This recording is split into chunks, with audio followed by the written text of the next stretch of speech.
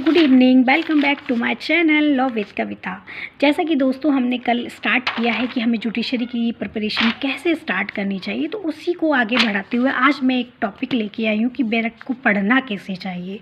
जो मैं स्टार्टिंग में बहुत मेरे को प्रॉब्लम हुई थी, मुझे नहीं समझ आता था कि बैरक को कैसे पढ़ना चाहिए, क्या नहीं पढ़ना चाहिए, क्या उसको नोट करने लायक होता है।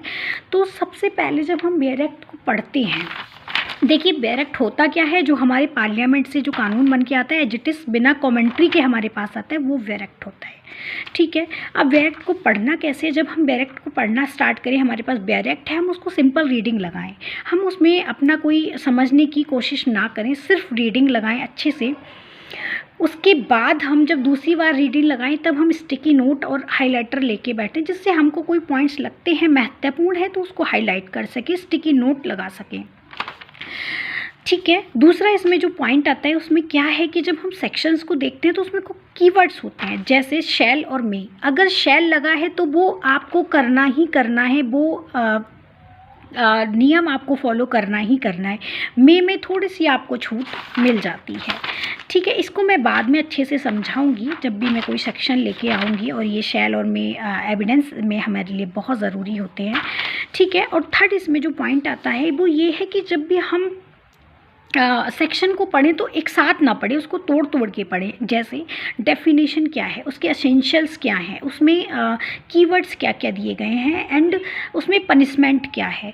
इन सारे पॉइंट से ही हमारे जुडिशरी में या अदर एग्ज़ाम्स में क्वेश्चन बनते हैं। जब भी आप प्रीवियस ईयर क्वेश्चन देखेंगे तो यहाँ से आपको क्वेश्चन मिलेंगे।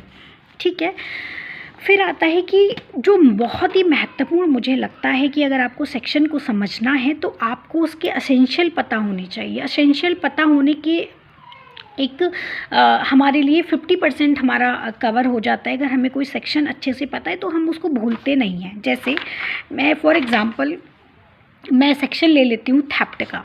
ठीक है, जब थेफ्ट को हम देखते हैं तो उसमें एसेंशियल हमारे होते हैं कि मूवेबल प्रॉपर्टी होनी चाहिए, किसी व्यक्ति के पोजीशन में होनी चाहिए। जो व्यक्ति उसको मूव करता है किसी अदर व्यक्ति के पोजीशन से, तो उसका इंटेंशन जो होना चाहिए इलीगल होना चाहिए। ये सारी चीज़ें जब उसमें आती हैं तो वो क्या हो जाता है, थेफ्ट हो जाता है। लेकिन अगर मैं इस थेफ्ट के सेक्शन में एक वर्ड लगा लेती हूँ फोर्सफुली, जब हम किसी व्यक्ति से कुछ कार्य करवाते हैं या हम चोरी को फोर्सफुली हम उसको कन्वर्ट करते हैं, तो वो वहाँ पे लूट बन जाता है। तो जैसे मैंने ये बहुत छोटी सी चीज़ आपके लिए बताई, ये बहुत काम की है। जब आप थेफ्ट को पढ़े, रॉबरी को पढ़े और डकैती को पढ़े, तो आप देखेंगे कि बहुत छोटे छोटे अंतर है इनमें, लेकिन ये एसेंशियल हमारे लिए बहुत ज़रूरी है। जैसे डकैती को जब हम पढ़ते हैं उसमें 5 व्यक्तियों का होना कंपलसरी है, 5 या 5 से अधिक। तो ये एसेंशियल हमको पता होना बहुत ज़रूरी है। तो दोस्तों ये थी एक छोटी सी इन्फॉर्मेशन कि हम बैरक को पढ़े कैसे। अगर ये आपको मेरी छोटी छोटी कोशिश अगर आपको आपकी पढ़ाई में हेल्प करती है या कर रही है, तो प्लीज़ इसको लाइक, सब्सक्राइब और अपने दोस्तों के साथ जो लॉ कर रहे हैं या जिनको लॉ जानने की इच्छा है तो वो उन तक ये पहुँचाएँ।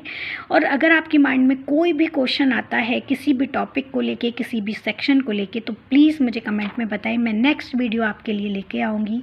Till then bye bye, take care, good night.